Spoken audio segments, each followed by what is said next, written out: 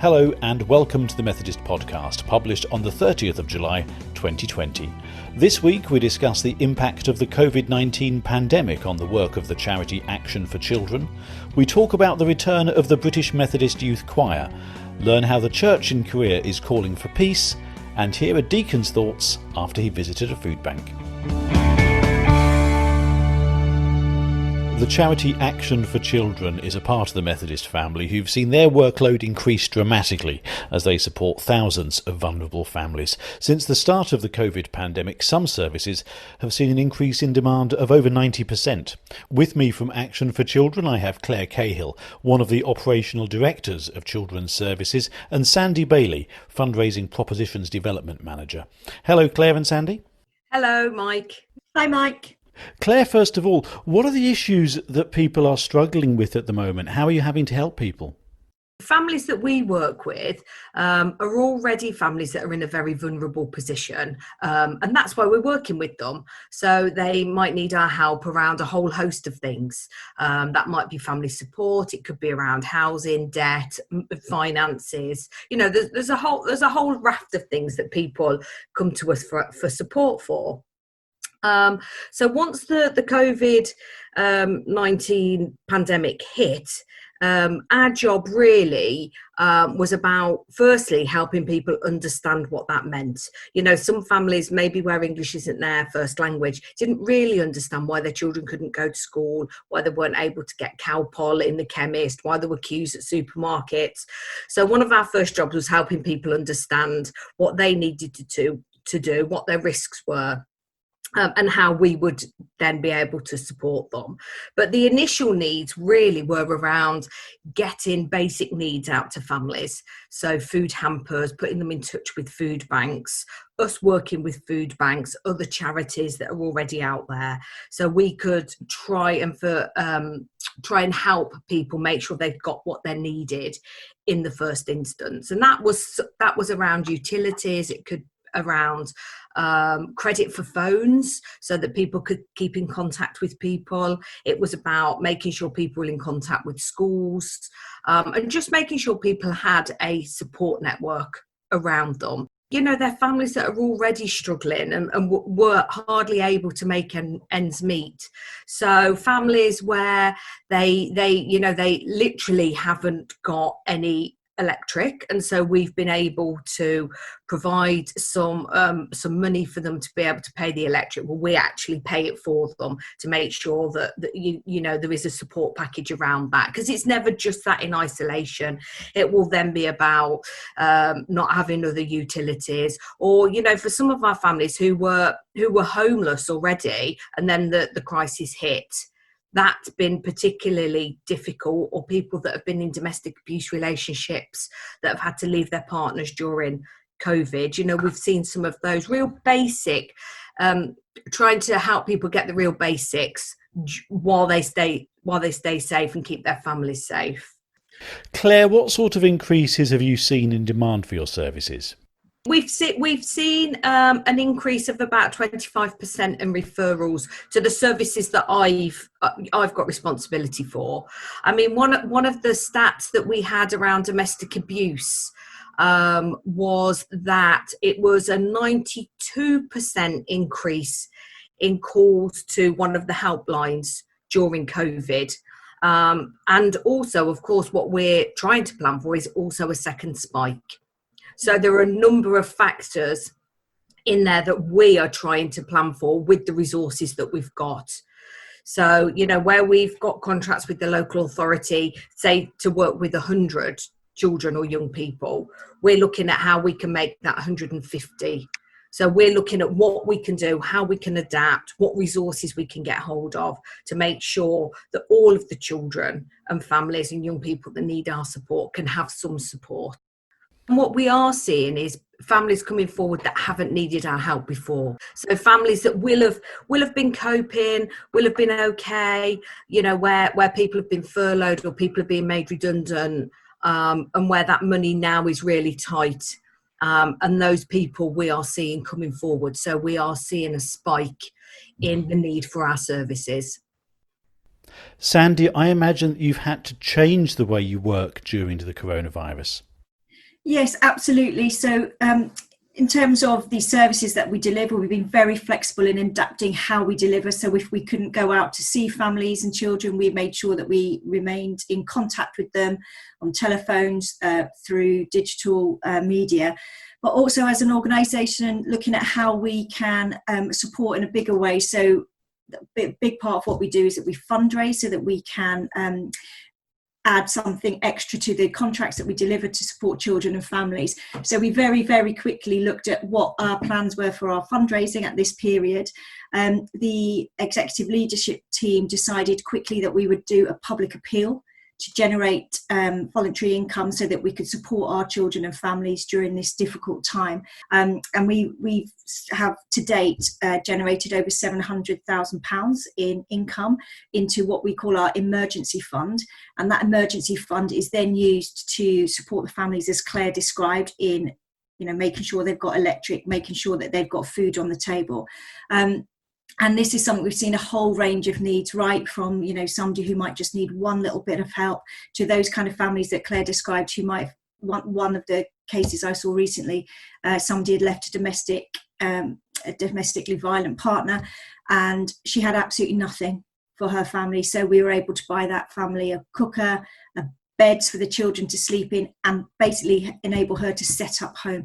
So the impact of that funding that the public and our corporate partners have been able to donate to us has been absolutely fantastic, and we continue to do that. And a big part of what we're looking at doing kind of in the centre of the organisation is planning for the longer term. So what our children's services colleagues are telling us is that the poverty that our families are finding themselves in, and kind of pushed even further into poverty, as Claire said, that's not going to change for quite some time. So we're expecting that this kind of level of poverty will go on for many months, even potentially years after the coronavirus pandemic has ended, hopefully. And what we want to do is make sure that we are generating fundraised income to enable to keep that support going. So we've done quite a big piece of work about rethinking what we were already looking to fundraise for, and kind of focusing our attention down on what are the absolute immediate needs for our families. So that is things like, the utilities, food, etc., but also about supporting our children when they return to education, supporting children and young people's and parents' mental health. So we already do this work, and we fundraise to support the work that our children's services colleagues are doing, but we're very much kind of honing down on what's the immediate need, what are we going to see in the coming months as people start to kind of emerge from the COVID-19 situation, and making sure we're best placed to continue that really urgent support. And if you'd like to learn more about the work of Action for Children during the pandemic and the challenges that families face, Claire and Sandy will be holding a webinar on the 4th of August at 3 p.m, and you can find more information about that on the Action for Children website.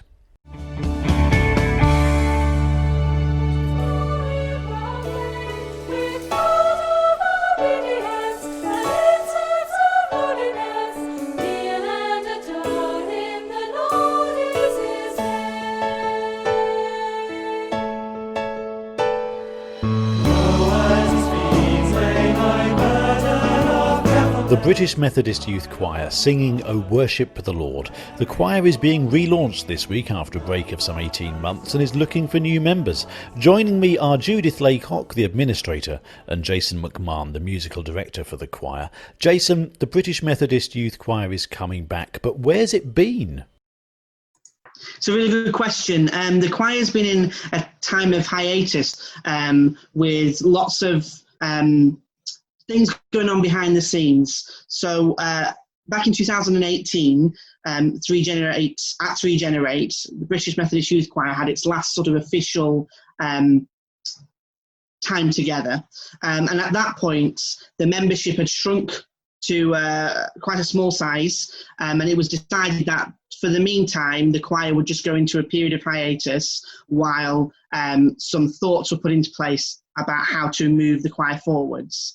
Both myself and Judith were involved at 3 Generate back in November 2018, and we felt called to actually be part of this choir going forwards. And so the previous musical director, Kevin, he sent an email out to all the members asking if anybody wanted to take over the new roles of musical director and administrator. We put ourselves forward, and we've just been elected to take on those roles. So now we've got some new leadership at the helm. We're trying to move the choir forward and take it into the next decade.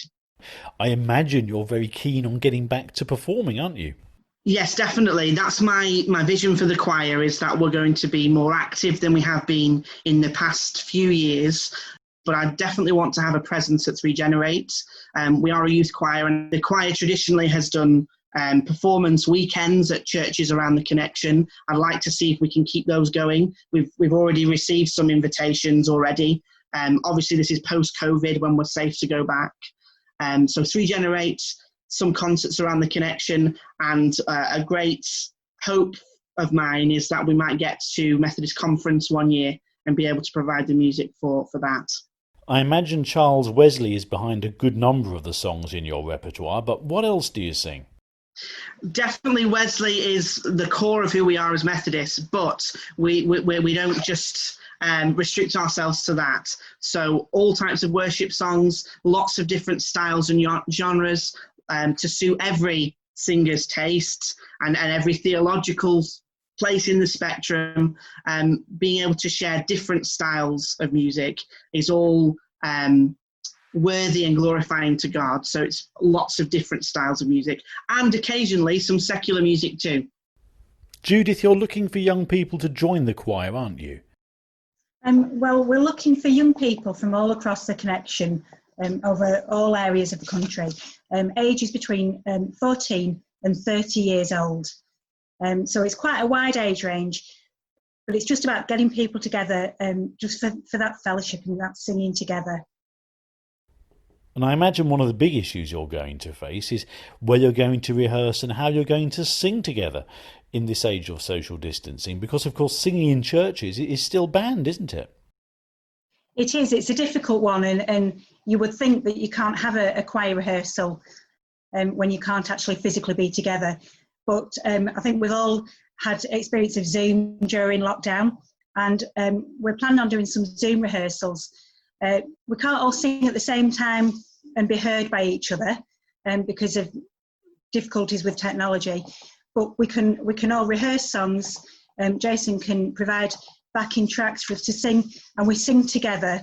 We're already singing as a virtual choir in different circuits, and it works quite well, so we know that this can work. And we can get to know each other as a choir, as new members coming in, and do different things. Like there's an app called Acapella, that is a video app that we can all sing together and produce a video. There's another app called Tract that we can sing together, and you wouldn't know that we were in even different rooms rather than different places. And it's all about that worshipping together. Singing is of course in the DNA of Methodists. It is. We are born in song, and we want to continue that. And if somebody wanted to find out more about the choir, where should they look for information? So we have a website which is bmyc.info, and there's links on that you can contact us and fill in a membership form, and we get that and can process that through. Or you can email us at admin@bmyc.info as well. We've got social media as well with Facebook and Twitter and Instagram, and that we can provide links to. I take it you don't have to sound like Charlotte Church to join in. You don't. It's all about that social aspect, that fellowship and worshipping together. It doesn't matter about whether you're an experienced singer or not. It's that having that song in your heart.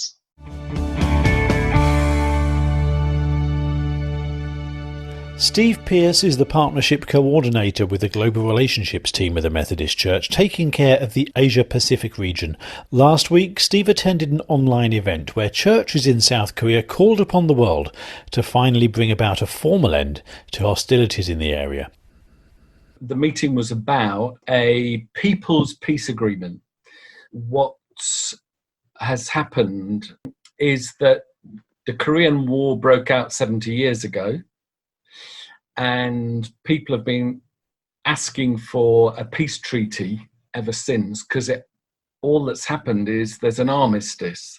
So hostilities are suspended, but there's never been a peace treaty. They've tried to pressure the parties to complete a peace agreement, but they won't. So they have declared a people's peace agreement and challenged the governments to complete a peace treaty by the 70th anniversary of the end of the war, which is 2023. They gathered together a host of churches from around the world, about 55. So I was there representing the Methodist Church in Britain. We had representatives from Canada, the United States, Germany, Japan, Australia, literally all around the world. And we discussed the state of play as regards a peace treaty for Korea. And we made this declaration for a people's peace agreement, which sets out the situation as it is and sets out a list of requests to the parties to the original armistice to say, this is what you need to do in order to complete a peace treaty. So the people that need to get together are China, the United States, North Korea, and South Korea. And they simply need to sit down and agree what the boundaries of the two Korean countries are, how they're going to work together, declare that they are at peace, remove nuclear weapons. That's clearly a contention. America and North Korea both at the moment refuse to remove their nuclear weapons. And of course, all those parties know that this needs to be done, but there are vested interests in not taking the steps towards peace. The United States has no interest whatsoever in completing a peace treaty here. China has obviously also vested interest, but it's very keen to reach a solution, because clearly if something goes wrong on the Korean Peninsula, it will have a direct physical impact on China, whether it's in terms of loads of refugees going over the border into China, or whether it's in terms of a war actually breaking out. There's a thriving Methodist church in Korea, isn't there? It is thriving. It's huge. It's a big party in the Council of Churches in Korea, and the leader of the Methodist Church was present at the meeting that we're talking about, and he expressed his real commitment to this People's Declaration for Peace. It is a big church, and it's a church that's around the world. It has well over 1,000 missionaries active in different parts of the world, and we have cooperated with our sisters and brothers there. We had a mission partner couple serving in Korea until very recently, and that always helps a partnership to build up between two churches. Yeah, it's a very strong church indeed. Do we know what the situation is regarding faith in North Korea? Is it even allowed? I've been to North Korea a couple of times, and I've been to church in North Korea. And when I tell people that, they're always surprised that there are Christians there at all. But there are. There are only actually two churches in Korea. They're both in the capital, in Pyongyang. And there are supposed to be something like 400 house churches across the country. Because of the nature of North Korea, it's impossible to verify that. But I have been to one of them. I have worshipped with a dozen North Koreans in a house church meeting. And they are very active in meetings with us about the peace and reconciliation movement. We've had some very detailed discussions with them, and it's always quite interesting to look at this situation from the North Korean perspective, to sit in Pyongyang and talk about what's going on between the two Koreas, and to listen to the conversation. I mean, one of the very earnest questions that was asked of me a couple of times on visits was, why is it that the US and the West hate us so much? Why do they want to get rid of our country? And people in North Korea are really very worried and disturbed by the situation that they're in. I have to be honest, I had no idea, first of all, that you could go on trips to North Korea, and secondly, that there were churches there. What's life like for the Christians who live in North Korea? When you go to North Korea, obviously you know that you are seeing what you're allowed to see. And the great thing about going on a second visit is that you begin to know people and you are able to ask questions and say, well, can we go a bit further outside the capital? Could we perhaps go and see X or Y sort of thing? And on the second visit, we were able to do that. We were able to go up country and see some of the countryside where the ways of farming and transport, for instance, are very, very basic. So things are still pulled around by donkeys and people are using bicycles, and everything in the fields is done by hand. There are very few machines. But there's a huge love in North Korea for their country. They're very patriotic people.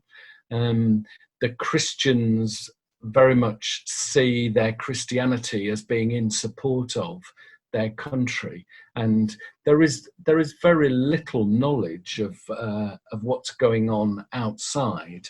The system of controlling information is very thorough indeed. Deacon Al Henry is from the Trinity Methodist Church in the North Kirklees and Morley circuit, and he shares with us his thoughts following a recent visit to a new food bank in his area. I was just invited to come round. I had a phone call saying this is open, and I had an idea it was opening up. I saw the signs and things, but the guy in charge called me and said, it'd be nice to come and have a visit sometime. So we made a date. The place does not look like a food bank. It took me a little while. I looked outside to make this the right place, and I complimented them that it didn't look like a food bank, because not many people like people seeing them going into a food bank. There's even a side door for those who would want to use that. With my members, when I've checked on them over the lockdown, they've been saying they're all right. But there are pockets of deprivation nearby, there are estates nearby where sometimes the church doesn't engage. The church might have folk who belong there in groups that meet, but not the core members of the church. So in another area within where I live, we have a second Methodist church. They've got a toddler group and they live on one of these estates. And I had to suss out that there were some of these folks who were in need. Ask the normal church folk, they're all right. They have family who bring food for them, deliveries. But I had to suss out that there were some of these folk who were in dire need. It's a big thing, I think, where the Methodist Church needs to see how we can engage with these areas. I mean, I had to be looking on media where people made comments, and I suddenly realize, oh, they are in need. You know, that's the way I had to suss out a number of things. And when I suss one, then I get to know the others. Again, during lockdown, our circuit started off a few churches. It wasn't a circuit initiative, but within the circuit, a few of us who wanted to help gathered together. We started a group in an area called Clackheaton. We've got a Methodist church down that way. And we started delivering parcels. So the members from my church who belong to it, they all teamed together, and we were delivering parcels during lockdown to a lot of families. And again, that's how I really knew what was going on from folk within the deprived areas around the church. This week's prayer is shared with us by Belinda Letby, minister at Hine Street Methodist Church in the West London Mission Circuit.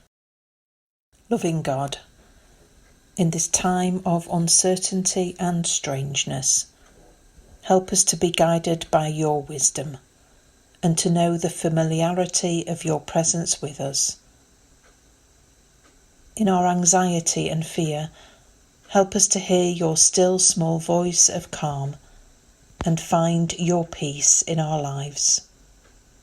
In our illness and grief, help us to feel your healing and comforting arms around us.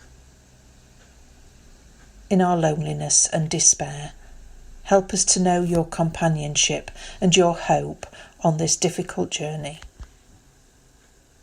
In all we do and all we are, and in whatever we are experiencing right now, may we be strengthened and uplifted by the knowledge that you share our discomfort, pain and fear, and that your love for us is constant. Amen. Thank you for listening to this week's Methodist podcast. In next week's edition, we're going to be commemorating the 75th anniversary of the atomic bomb that was exploded over Hiroshima. From myself, Mike Ivat, goodbye.